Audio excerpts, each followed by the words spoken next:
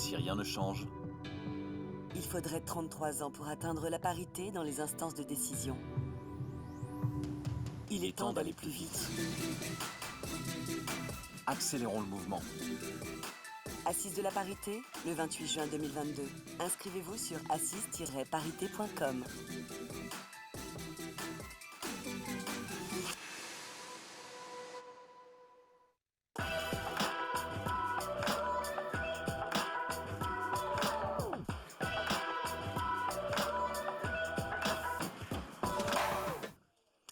Bonjour à tous, je suis très heureux de vous retrouver pour ces assises de la parité. Ici, je vais vous présenter dans quelques instants mes invités pour accélérer un peu plus encore l'action au sein des entreprises, peut-être au sein de nos institutions.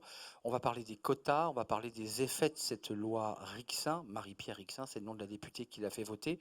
On parlera de la loi Copé-Zimmermann et puis on parlera aussi avec mes invités de tout ce qui se passe dans leurs entreprises. Ont-ils attendu la loi pour faire avancer le sujet ou avaient-ils déjà anticipé par des actions concrètes sur l'égalité femmes-hommes? On ne parlera pas que des COMEX et des CODIR, on parlera aussi de la situation des femmes dans l'entreprise, dans leur poste de manageuse, dans leur poste de salarié, dans leur réalité du quotidien. Je vous présente mes invités. Justement, j'évoquais, alors c'est toujours prestigieux d'avoir une loi qui porte son nom, il faut le dire. Non, mais il faut le dire, Marie-Pierre Rixain, ravi de vous accueillir. Vous êtes députée de l'Essonne, vous avez été réélue députée. Alors on dit ensemble ou LREM? Commençons par le début. Renaissance. On s'y perd un peu dans les.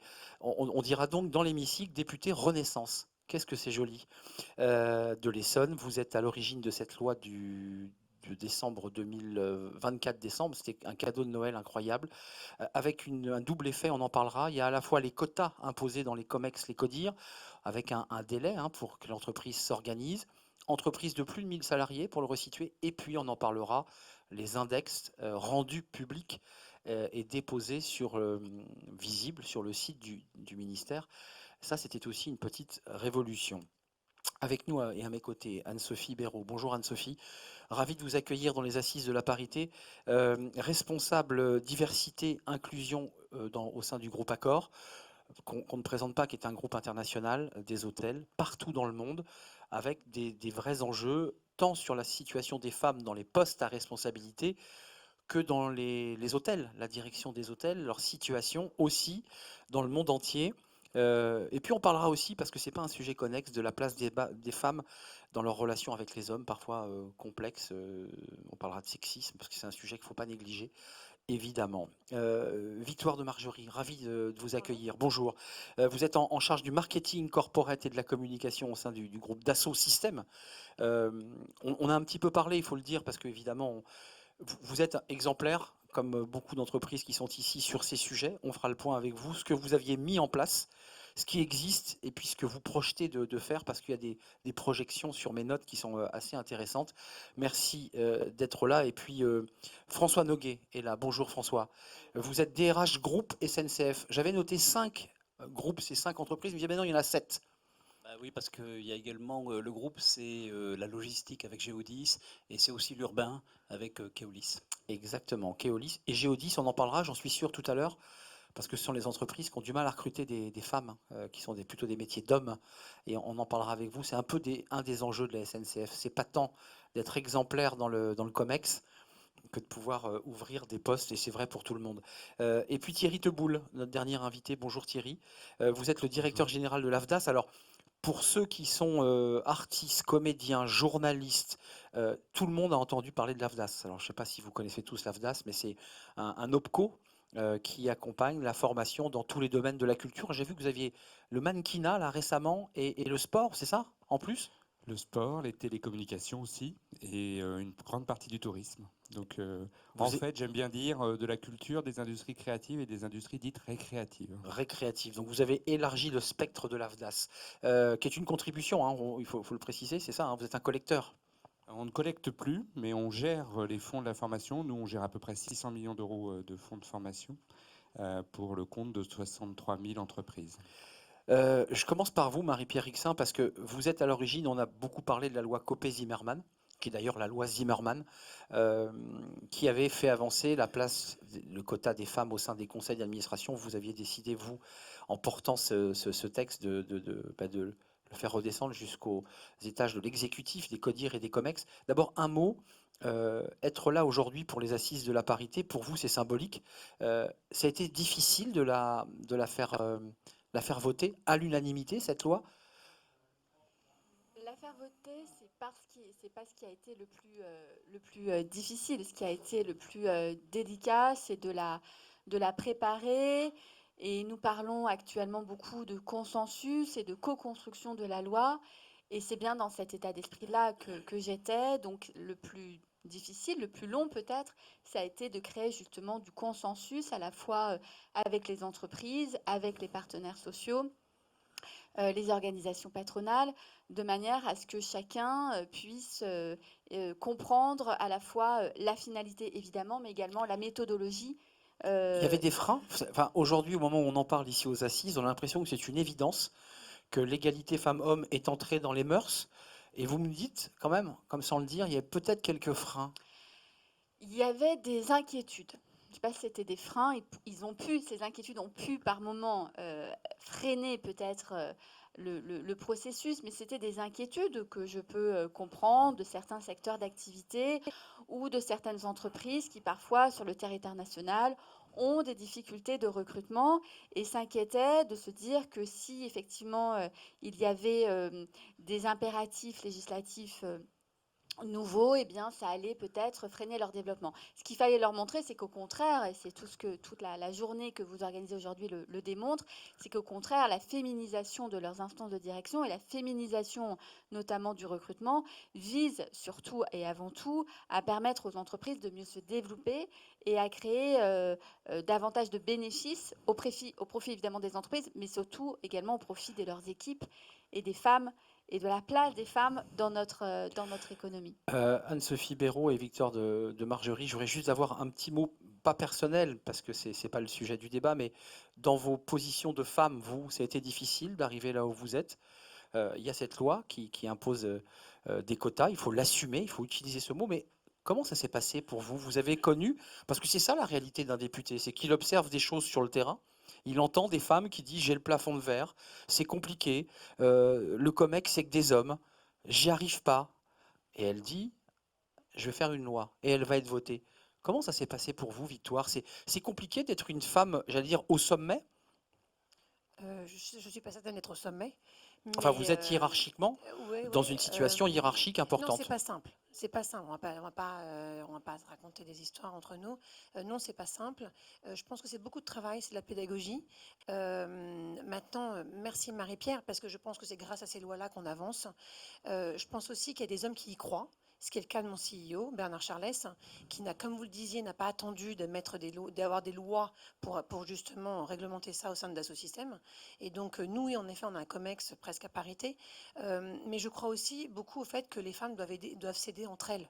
C'est-à-dire qu'on doit se coopter, on doit s'aider, et c'est comme ça que ça fonctionne. Voilà. Dans quel état d'esprit vous êtes? Parce que vous êtes en train de vous introspecter, de vous dire, tiens, je me rappelle comment j'ai évolué dans la boîte, comment ça a été compliqué avec un tel ou un tel. Parce que c'est ça la réalité d'une femme en entreprise aussi.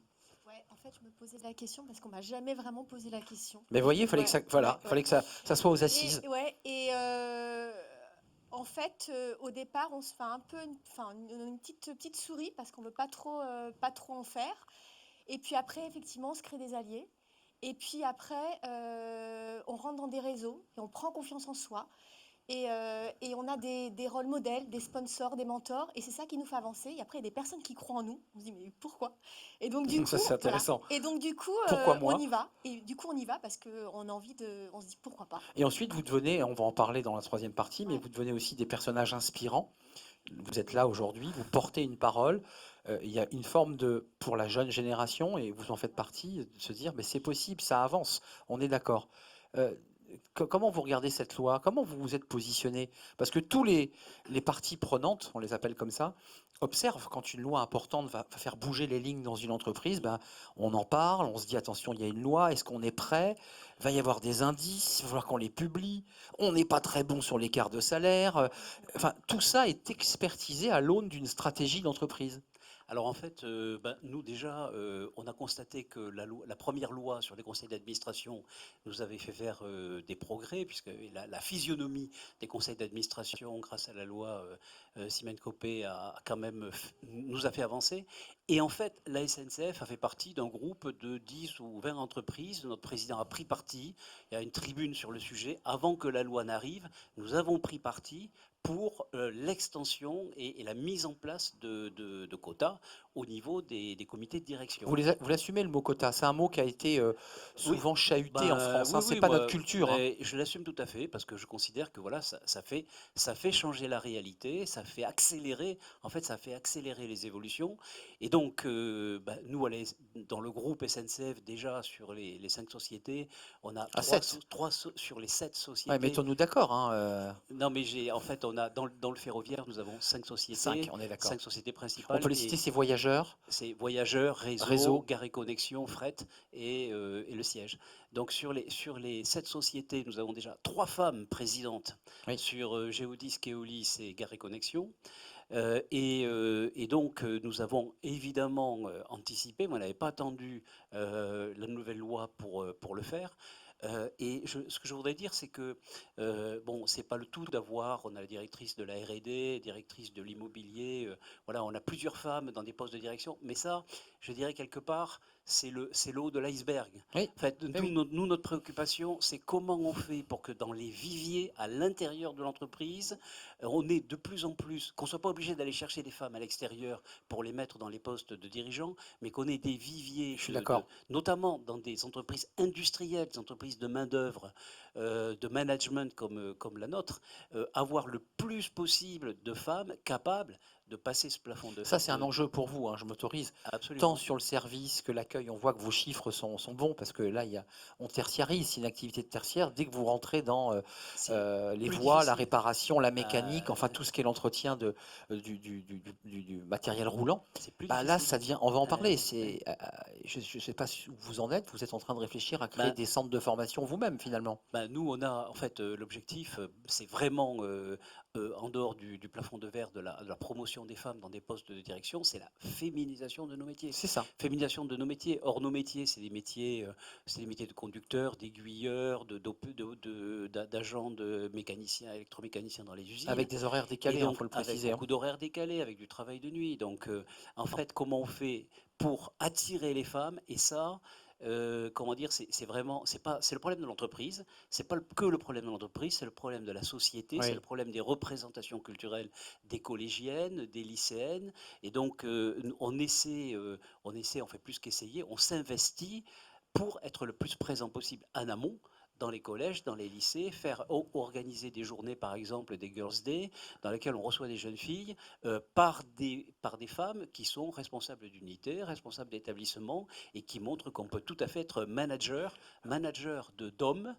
dans des métiers considérés absolument. comme des métiers d'hommes. Ouais, ça c'est intéressant et on va en parler aussi avec Accor parce qu'il y a des enjeux et des chiffres que vous vous êtes fixés.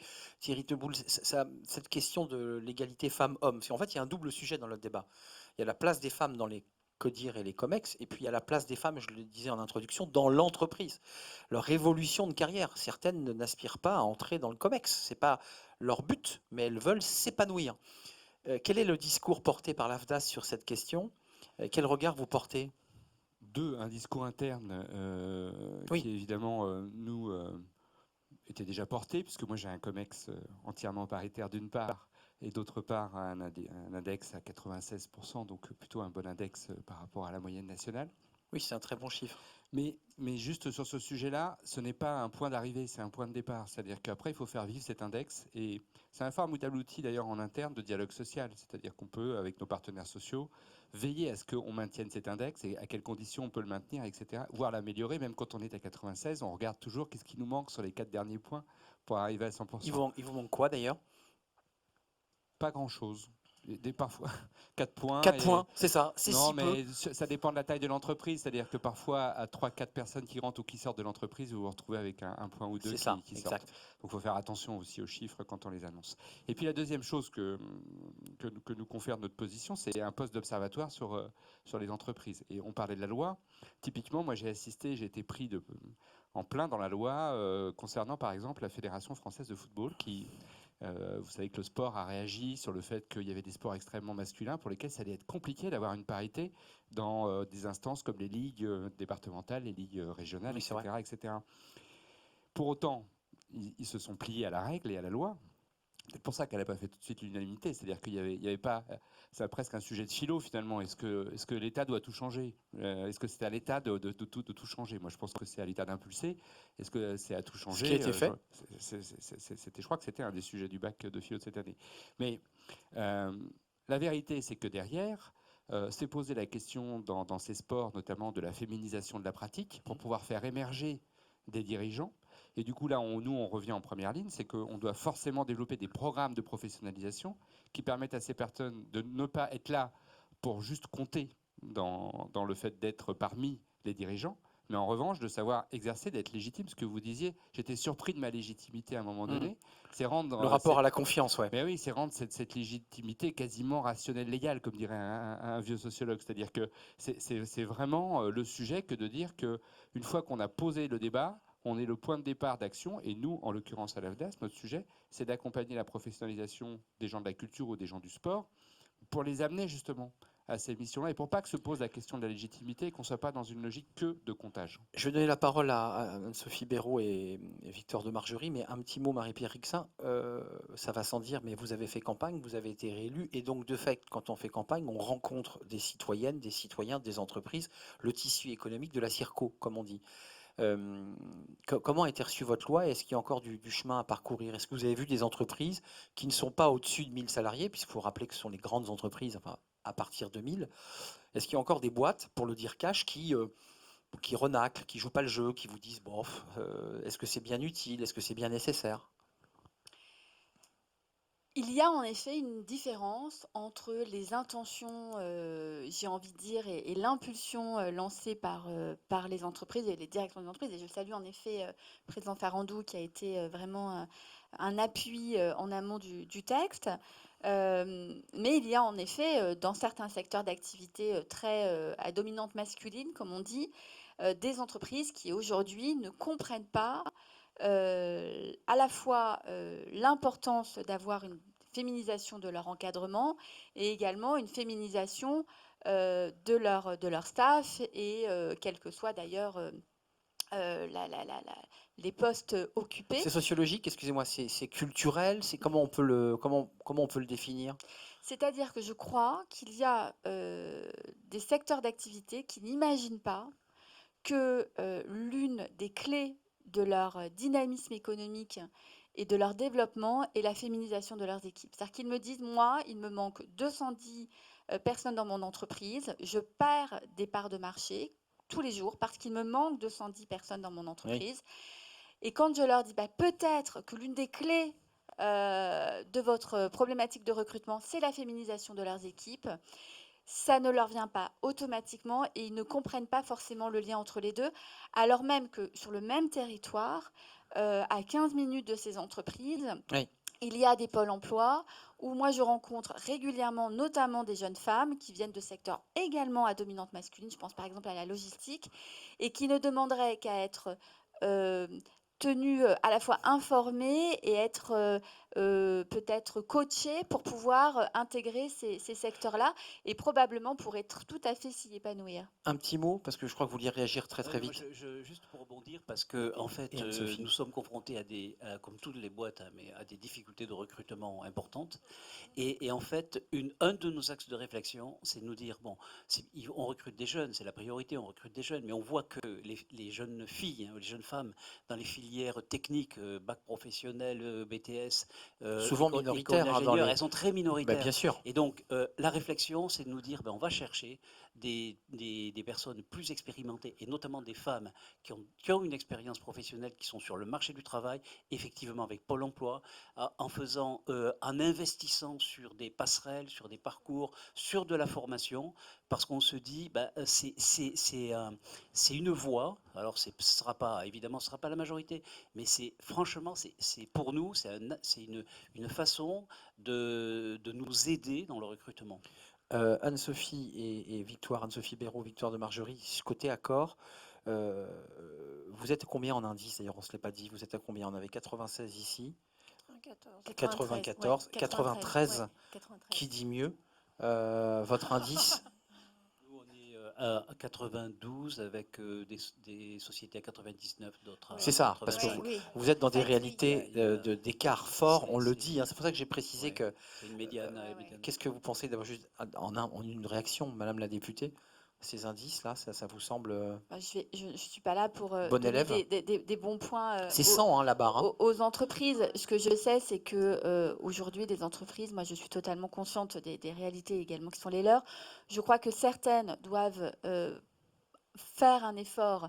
Et je crois qu'on a une prise de conscience, notamment sur le retour du congé maternité. Voilà. Ça me semble vraiment, c'est un des indices qui aujourd'hui, sur lequel les entreprises ont le plus de difficultés. Je ne sais pas si c'est le cas des entreprises qui sont ici, et c'est pas le sujet, mais de manière générale, il y a un effort à produire sur cet indice-là. Et ensuite, en effet, d'une année à l'autre, on peut avoir, on sait très bien comment est constitué l'indice, on peut avoir des Oui. dégradations de notes et qui se rattrapent l'année suivante. Oui, lié à des Mais départs, hein, parce qu'effectivement, voilà. dans les petites boîtes, quand on est 10, il n'y a que 2 femmes qui partent.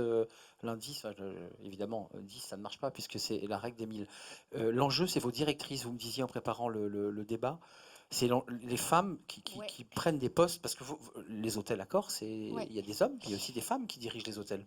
Oui, plusieurs enjeux en fait sur les sujets de la mixité et de la parité pour Accor. Donc Accor, on est 230 000 dans le monde et présent dans plus de 100 pays. Donc ce qui est intéressant là, c'est comment mettre en place une politique de mixité, de parité au niveau mondial, avec des pays qui sont complètement différents.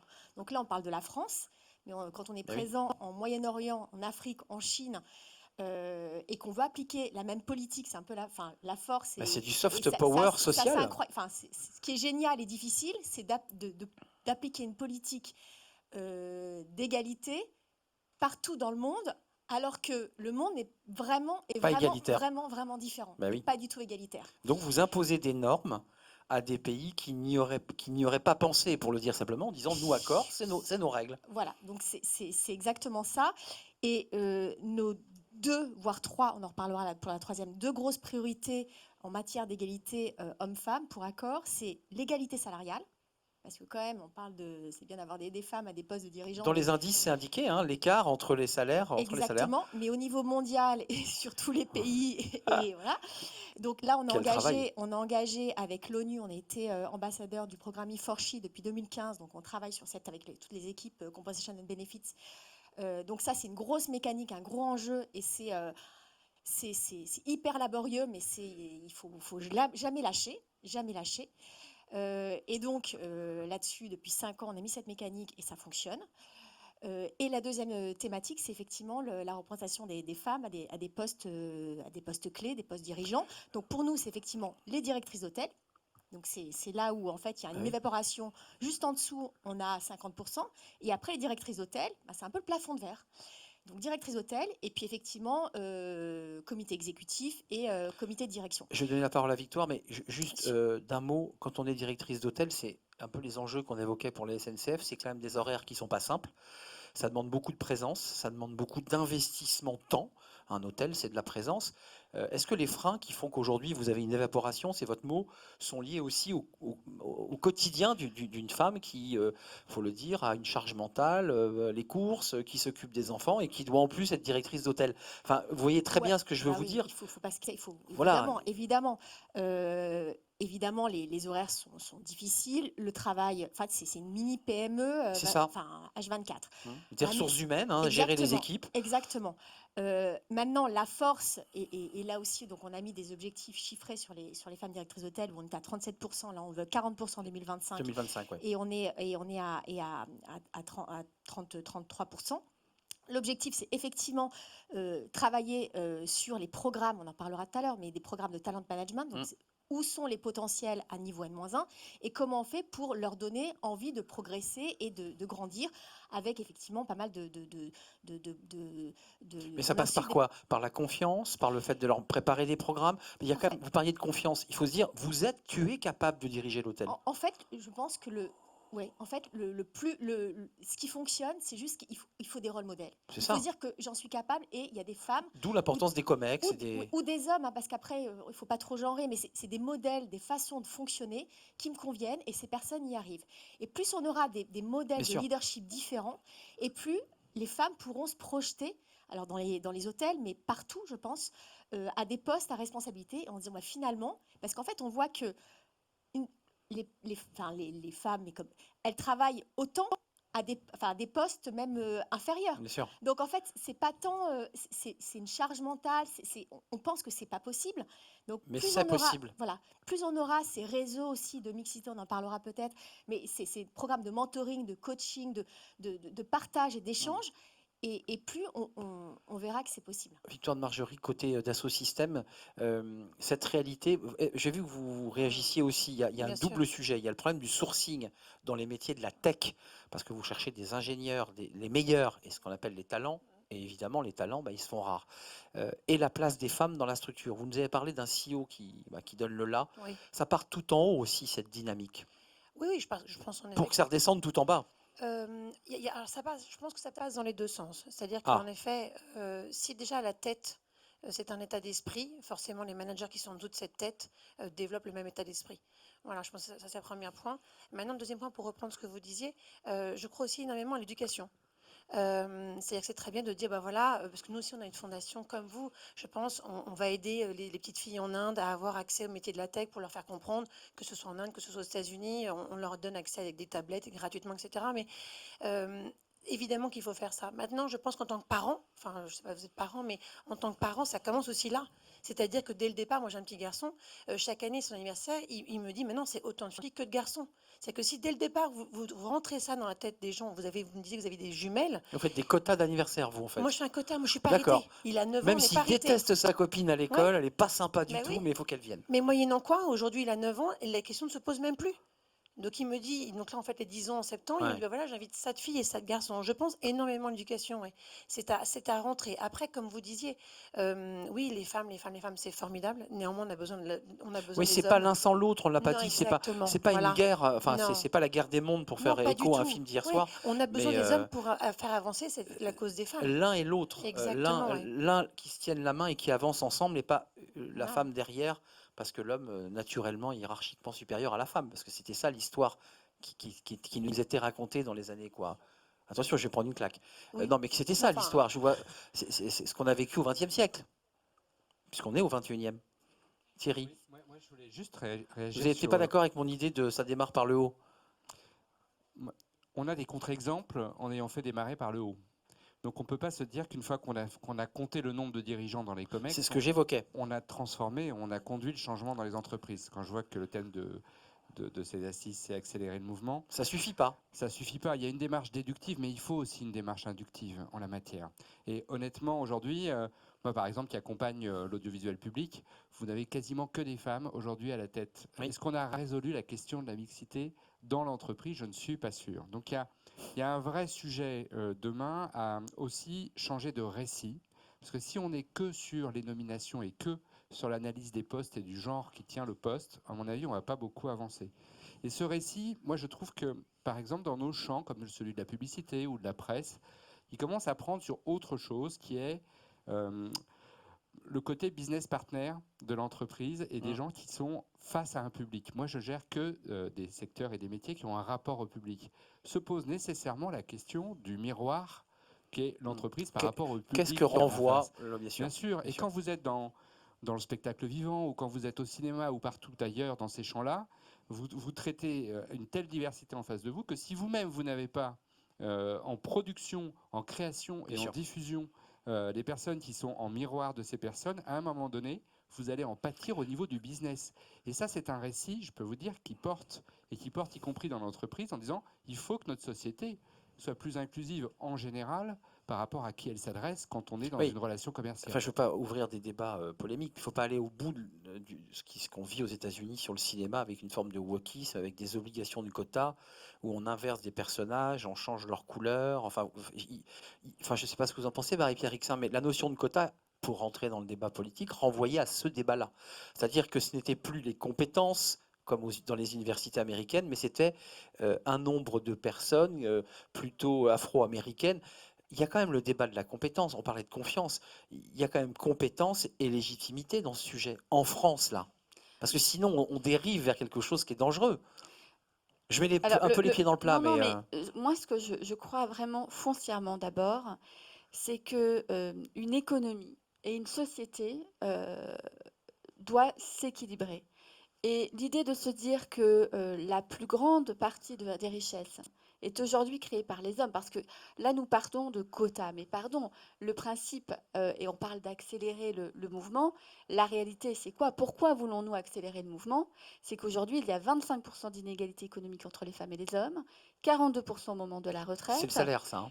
C'est les revenus. Le revenu. Hein. Le revenu, Il y a un parce que débat les sur femmes... les chiffres. Hein. parce On que lit 19, on lit 25. c'est 25% d'inégalité de revenus, c'est 8% à salaire, Voilà. à compétences égales, à diplôme égal, mais c'est 25% d'inégalité de revenus. Pourquoi? Parce que les femmes prennent davantage en charge la vie parentale et familiale, ont des inégalités et des ruptures de carrière, à la fois au moment de la maternité, mais également au moment de la dépendance des plus âgés. Et donc, tant que nous n'aurons pas réussi à équilibrer et à faire en sorte que les hommes prennent leur part dans la vie familiale et la vie parentale, vous parliez des courses tout à l'heure, Oui. non, aujourd'hui, une femme, elle n'a pas à gérer les courses et à se demander comment elle va gérer son hôtel. La question C'est ça, le débat. ne doit plus Oui. se poser dans ces termes. Et la réalité, c'est qu'aujourd'hui, pour pouvoir permettre aux femmes d'intégrer la vie économique, parce que le point de départ, encore une fois, c'est les inégalités économiques entre les femmes et les hommes, eh bien, nous devons également apporter davantage d'équilibre social, à la fois dans les familles, dans notre société, et faire en sorte, et encore une fois, ça bénéficiera évidemment aux femmes, mais ça bénéficiera également aux hommes qui peut-être n'ont pas tous envie de prendre et de porter la plupart de la création de richesses à la fois dans les familles et dans l'économie, et de jouer leur Je partage totalement rôle votre social analyse. et d'avoir du temps peut-être aussi pour eux, pour leur vie personnelle. Chiffre ministère du Travail, me semble-t-il, il n'y a que 12% pour l'instant des hommes qui prennent leur congé paternité. C'est-à-dire que beaucoup d'entreprises, et les vôtres, de plus en plus, sauf 12. Donc il y a quand même un travail d'éducation. Je ne sais pas comment ça se passe à la SNCF, mais les hommes doivent être partagés. Il y a une très grande interdépendance effectivement entre ce qui se passe dans la famille, ce qui se passe dans le couple, ce qui se passe dans la société et ce qu'on vit dans l'entreprise. Oui. C'est pour ça que nous, dans l'accord, par exemple, qu'on a signé à l'unanimité avec les organisations syndicales pour les 3-4 ans qui viennent, il y a un axe majeur, c'est la parentalité. C'est comment on développe l'équilibre, comment on développe le congé paternité. Et on s'est rendu compte, en fait, que depuis que la loi a été votée sur le congé paternité, en fait, curieusement, il y a un peu moins de recours au congé paternité qu'au tout début, quand la loi a été mise en place. C'est-à-dire C'est-à-dire que c'est utilisé. C'est un peu moins utilisé, c'est un peu moins que ça avait été le cas au début. Et comment vous l'expliquez? Une sorte de censure, les hommes disent je le prends pas, j'ai trop de travail. Enfin, comment concrètement? Je pense qu'il peut y avoir des tas de phénomènes qui se produisent, peut-être un peu d'autocensure, peut-être. Et ça, donc c'est un droit qu'ils ne prennent pas, qu'ils n'utilisent pas. Pas en totalité, pas complètement. Donc, en tout cas, c'est quelque chose sur lequel il faut que on travaille davantage, sur lequel il faut que on augmente, et la parentalité, qu'on favorise aussi toute forme d'aide au niveau familial. Et je voudrais rajouter, il y a un autre point qui est important pour nous, c'est les conditions de travail des femmes dans nos établissements, les conditions d'accueil, les conditions de Bien sûr. locaux, à un niveau très matériel, puisque Oui. je disais, nous sommes une entreprise de main-d'œuvre. Ouais. Donc, Les si on veut- toilettes, les Ouais, espaces, voilà, les vestiaires. vestiaires, Et bien sûr. et Eh si, oui. si on veut arriver à féminiser nos métiers, Eh oui. et c'est aussi l'équipement, par exemple, les EPI, dans les travaux, enfin dans les activités de travaux. Équipement de publics, sécurité. équipement de sécurité. Mm. Bon. Et si on veut arriver à féminiser nos métiers, il faut également transformer. On a un programme qui s'appelle Optimixte. On va passer au screen les 250 établissements de la SNCF cette année, en 2022. Pour vérifier quelle est la nature des équipements et comment améliorer, comment rendre ces équipements compatibles à la féminisation de nos métiers. Donc c'est intéressant, vous nous donnez une information, c'est-à-dire que ce droit donné au papa n'est pas utilisé, qui vient corroborer le chiffre que j'ai lu en préparant. Je crois que pour l'instant, 12% seulement utilisent leur congé paternité. Enfin, il y a un travail de pédagogie là. Alors, Et de rappelons quand même culture. que Je vais vous entendre chez vous comment ça se passe, mais Rappelons qu'il y a 7 jours obligatoires. Donc, Oui. je pense que ça, c'est important de le rappeler.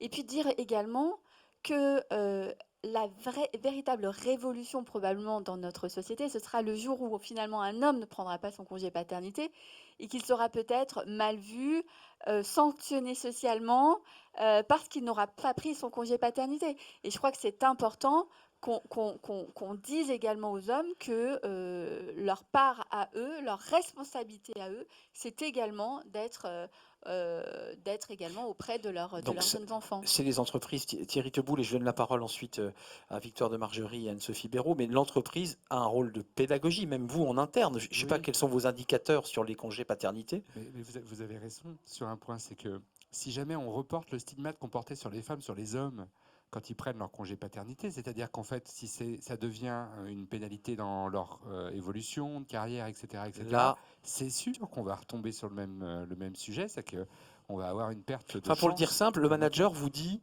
je te préviens, si tu prends ton congé là alors qu'on est sur un gros dossier, là c'est chaud pour nous. On inverse la phrase et le manager lui dit, si tu prends pas ton congé, ça va être très très chaud pour l'entretien annuel, pour se le dire un peu directement, parce que c'est ça la réalité. Le monsieur, il a plutôt envie de prendre son congé quand même là. C'est ça, hein. Si on portait une forme de jugement moral finalement sur le fait de ne Mais pas oui. avoir pris son congé paternité, je pense que là on va vraiment avancer.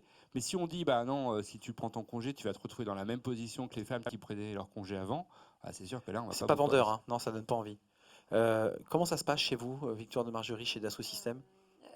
Je n'ai pas les résultats exactement sur les hommes qui prennent leur congé paternité. Je sais qu'en tout cas, sur le congé maternité, on est au-delà du cadre légal, c'est-à-dire qu'on offre, je crois, à partir du 3e mois, on adapte le temps de travail. Au bout du 6 mois et demi, vous pouvez travailler à mi-temps. Voilà, mais je rejoins ce que vous dites.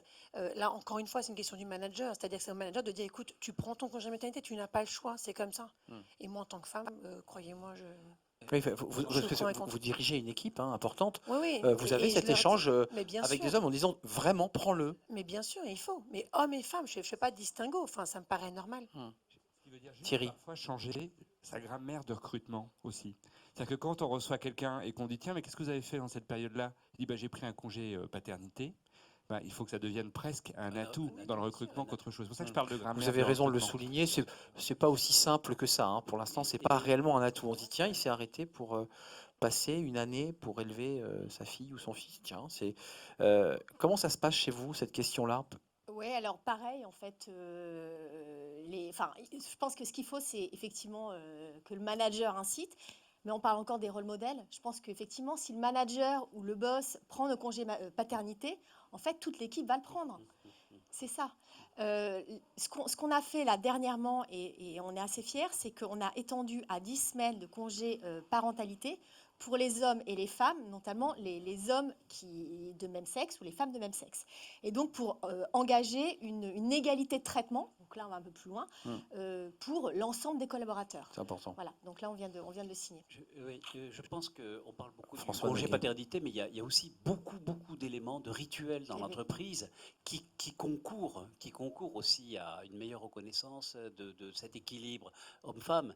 Par exemple, les heures de réunion, c'est très bien que la manière dont on positionne les heures de réunion, c'est fondamental. La 18h30. Bah oui, Oui. la sobriété numérique, enfin, le fait d'avoir une discipline sur le plan numérique, pas envoyer des mails, passer une certaine heure ou le week-end.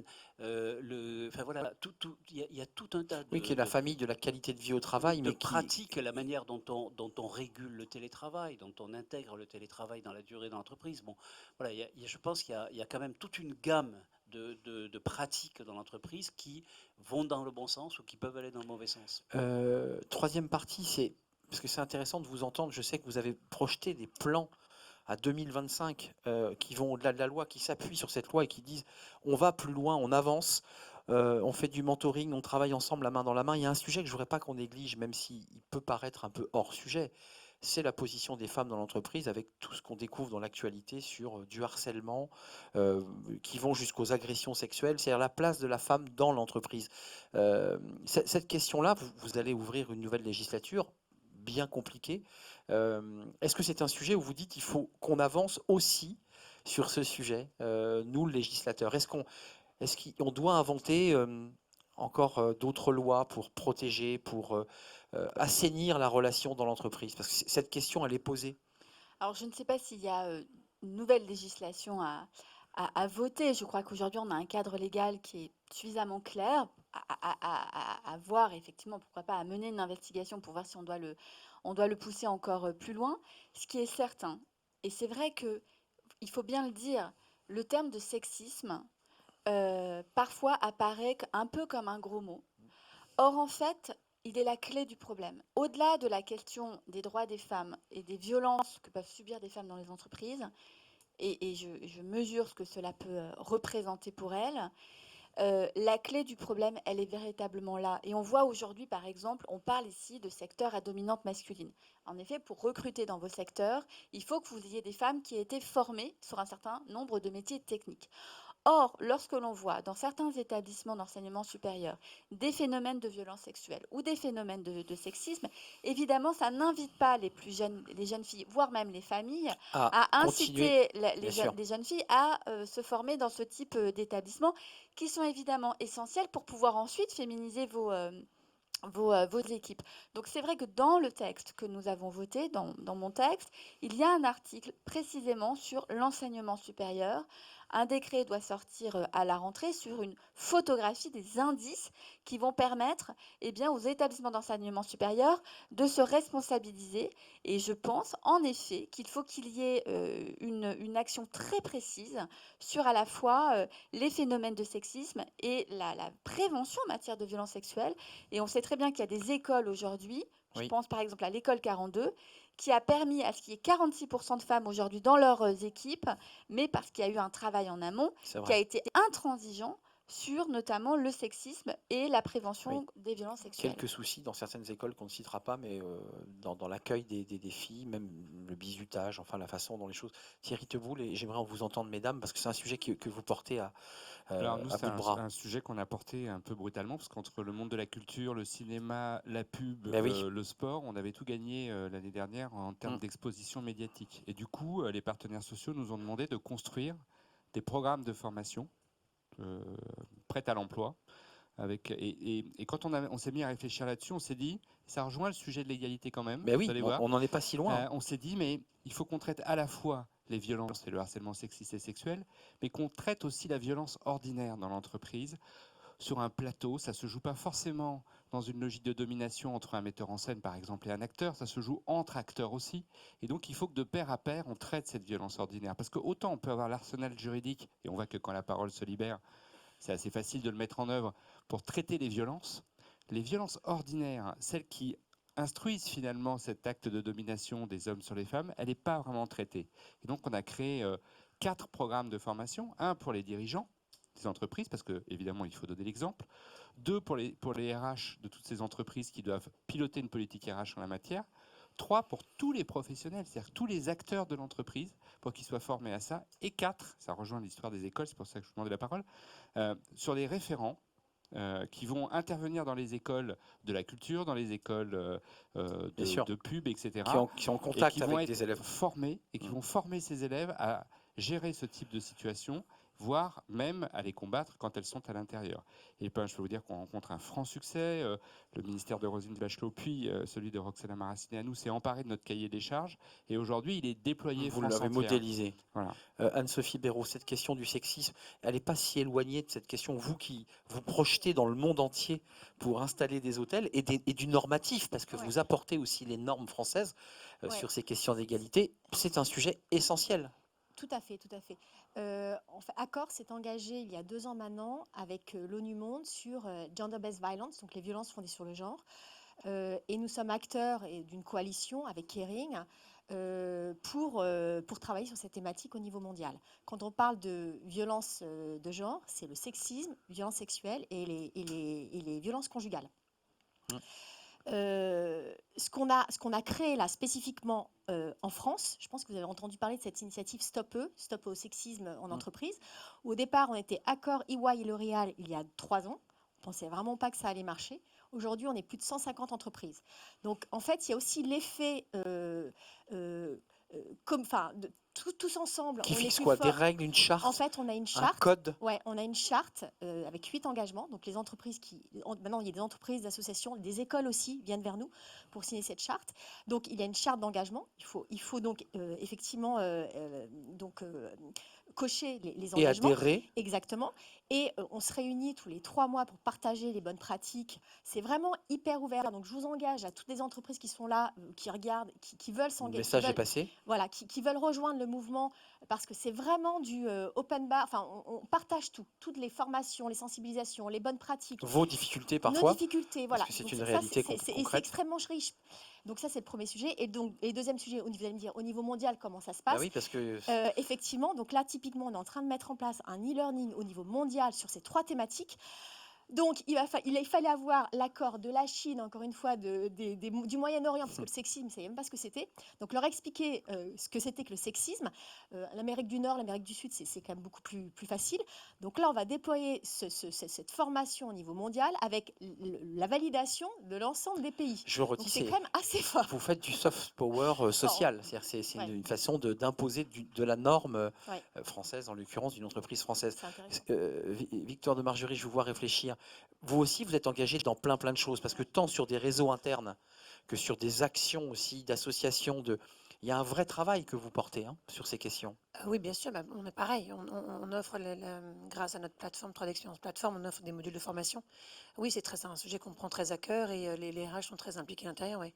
Après, vous vouliez parler de notre réseau féminin. Exactement. Ok, donc on a un réseau féminin. Oui, Et à tout à l'heure, j'ai dit que j'ai l'impression que tout le monde a ça, mais finalement, pas. Donnez il le nom, c'est semble- Win. Win, on est Women d'accord. Initiative. Vous m'avez dit, mais tout le monde l'a. Bon, Bah oui, je me suis dit, je pensais. je vais remettre ma question dans ma poche alors. Mais je voulais quand même vous nous en parliez d'un mot quand même. Alors, donc c'est un réseau féminin. Nous avons des hommes évidemment à l'intérieur de ce réseau. C'est 1500 collaborateurs et donc on leur offre la possibilité d'avoir des formations, des rencontres avec des personnalités, comme vous disiez, des rôles modèles. C'est très important, je crois énormément à ça.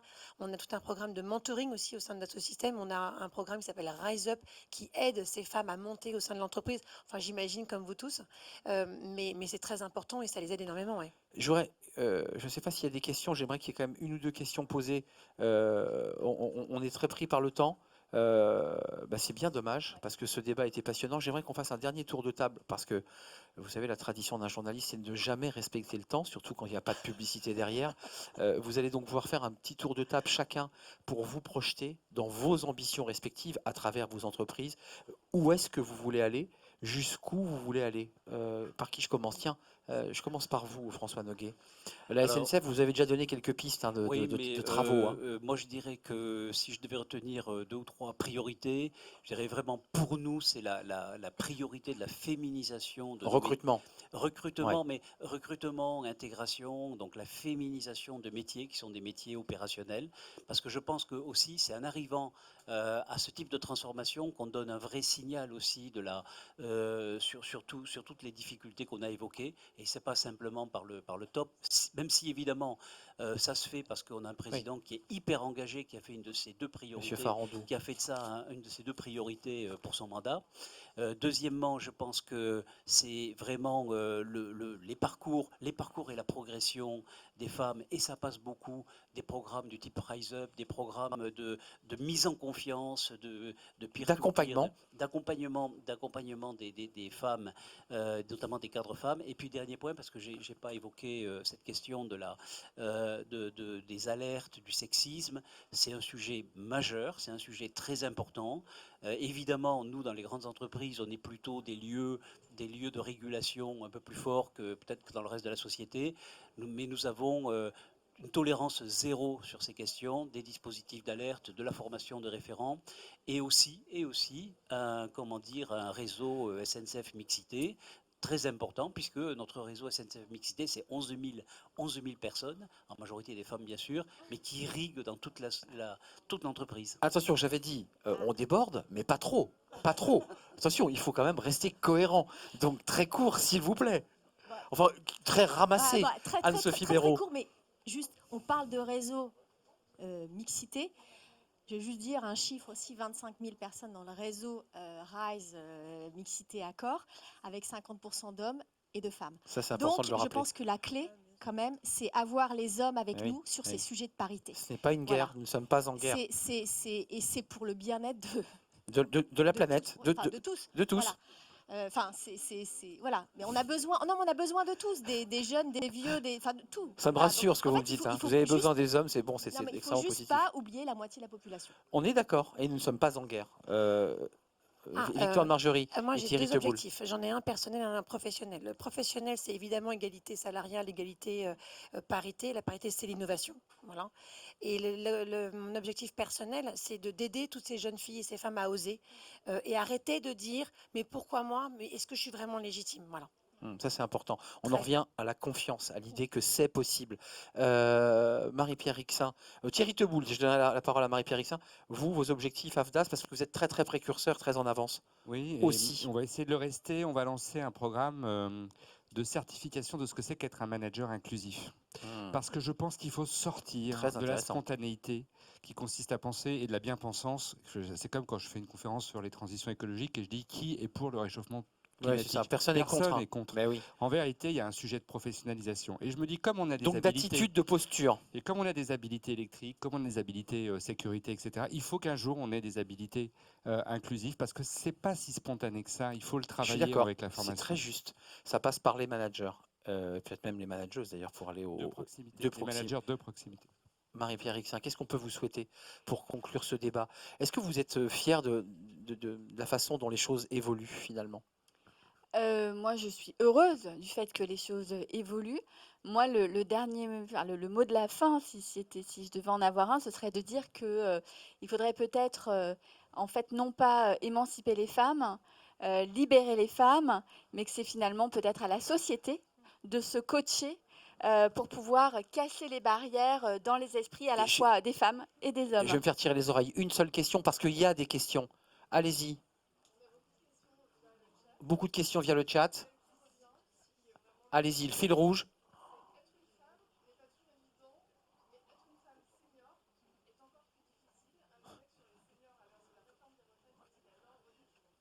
Là, les organisateurs sont en train de s'étrangler, mais Marie-Pierre Rixin, c'est un sujet.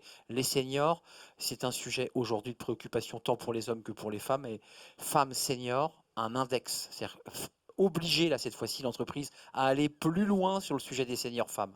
Et ça sera votre réponse et la fin, évidemment.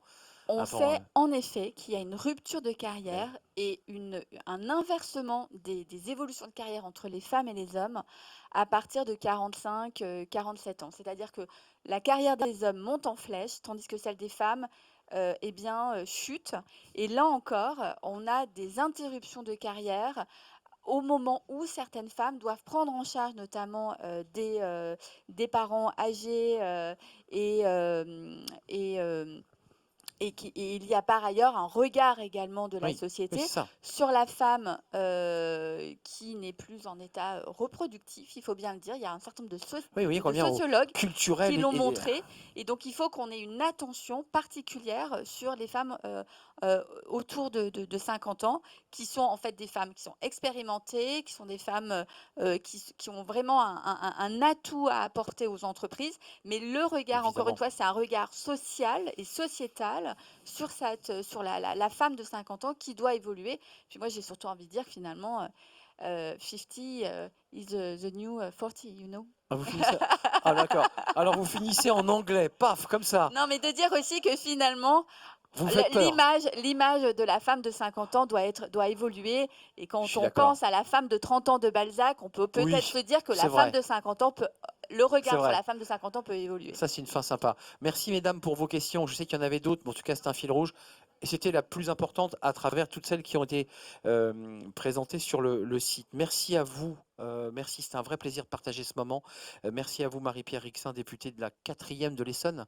Oui, j'ai bossé à ma fiche. De Renaissance.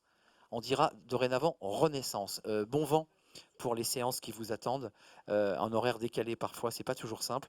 Merci à vous Anne-Sophie Béraud, vous êtes la responsable diversité, inclusion, groupe Accord, groupe mondial 230 000 collaborateurs. Merci à Victoire de Margerie, vous êtes la directrice marketing, corporate et communication chez Dassault Systèmes. Avec tout ce que vous menez, allez sur le site internet, il y a pas mal de choses que vous nous dévoilez sur vos actions. Merci à vous Thierry Teboul, directeur général de l'AFDAS, et je retiens cette formation des managers inclusifs. Ça, je crois que vous allez en parler après l'émission. Puis je remercie François Noguet, DRH Groupe SNCF. 5, voire même 7 entreprises, si on rajoute Keolis et Geodis, puisque j'ai bien retenu ce que vous m'aviez dit au début de l'émission. Merci à vous qui nous avez regardé tant physiquement dans la salle que devant vos ordinateurs. Et puis, évidemment, la journée se poursuit sur les antennes des Assises de la parité pour accélérer un peu plus encore l'action et le mouvement. Merci à vous.